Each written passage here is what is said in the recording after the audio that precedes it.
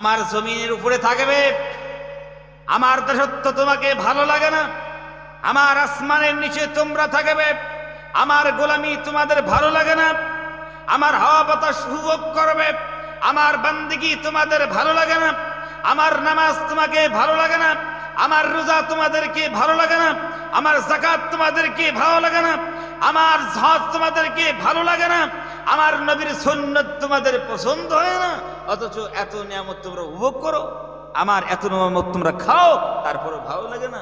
রব্বুল আমিন তিনি ধমক দিচ্ছেন, ইয়া মা'শারাল জিন্নি ওয়াল ইনসি ইন ইসতাতা'তুম আন তানফুযু মিন আকতারিস সামাওয়াতি ওয়াল আরদ ফানফুযু লা তানফুযুনা ইল্লা বিসুলতান।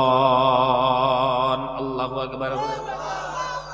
রব্বুল আমিন বলেন, ইয়া মা'শারাল জিন্নি ওয়াল ইনস, হে ইনসানের দল, হে জিন্নাতের দল, আমার আসমান নিচে থাকো, আমার জমিনের উপরে থাকো, আমার নিয়ামত তোমরা উপভোগ করো, আমি আল্লাহর হাওয়া বাতাস উপভোগ করো, আমার সব নিয়ামত উপভোগ করার পরও যদি তোমাদের আমার দাসত্ব যদি ভালো না লাগে, আমার দাসত্ব করতে যদি মন তোমাদের না চায়, আমার নবীর সুন্নাত যদি তোমাদের ভালো না লাগে, তাহলে তোমাদের যদি শক্তি থাকে, যাও ফানফুজু, জমিন ও আসমান থেকে বার হয়ে যাও, জমিন থেকে বার হয়ে যাও, আসমান থেকে বার হয়ে যাও, জমিনে আর থাকবি না, আসমানের নিচে আর থাকবি না, ফানফুজু চলো, গেট আউট, থাকবি না জমিনে, জমিন থেকে বার হয়ে চলে যাও। রব্বুল আমিন তিনি নিজেই বলছেন, ফানফুজু চলো, গেট আউট, আমার জমিনের উপরে থাকবি, আমার আসমানের নিচে থাকবি, আর আমার ইবাদত করবি না, আমার দাসত্ব করবি না, আমার রোজা রাখবি না, ফানফুজু চলো, গেট আউট, এখান থেকে বার হ, থাকবি না আমার জমিনে, থাকবি না আমার আসমানের নিচে, থাক, আমার পানি খাবে না, আমার নিয়ামত উপভোগ করার কোন দরকার নেই, চলো জমিন থেকে বার হয়ে চলে যাও।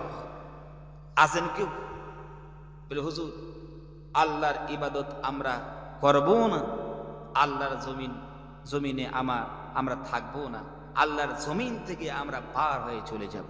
আছেন একজন? দেখান তো, হাত তুলে কে আছেন, কার শক্তি আছে দেখি, একজন হাত তুলে দেখান, হুজুর আর থাকবো না, আল্লাহ ধমক দিয়েছে, আমরা জমিন থেকে বার হয়ে চলে যাব। আছে? নাই? বলে, হুজুর আমরা নাসার সঙ্গে সম্পর্ক করে দাঁড়ান, নাসার সঙ্গে টেলিফোনের সম্পর্ক করে একটা রকেট ভাড়া করে নেব, আর এই রকেটে চড়ে আমরা একবারে সব জমিন আসমান সব ছেড়ে অন্য জায়গায় চলে যাব, যে ওখানে ইবাদত করবো না, কিছু করবো না, শুধু মোবাইল চালাবো। কি কয় আল্লাহ?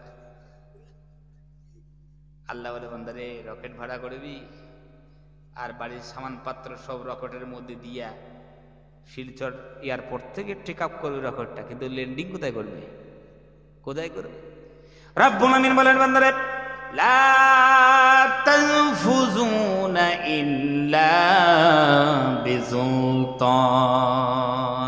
হে পৃথিবীর বান্দা বান্দীরা, আমি আল্লাহর জমিন ছেড়ে কি তোমরা চলে যাবে? আমি আল্লাহ রব্বুল আমিন আসমান ছেড়ে কি তোমরা চলে যাবে? তোমরা চলে যেতে পারবে না। লা তানফুজুনা ইল্লা বিসুলতান। জমিন থেকে যদি বার হয়ে চলে যাও, আসমান থেকে যদি বার হয়ে চলে যাও, কিন্তু যেই জায়গায় তোমরা চলে যাবে, জমিন বাদ দিয়া আসমান বাদ দিয়া যেই জায়গায় তোমরা অবস্থান করবে, সেই জায়গায় আমি রব্বুল আলামিনের রাজত্ব। জোরে কোন সুবহানাল্লাহ। লা তানফুজুনা ইল্লা বিসুলতান।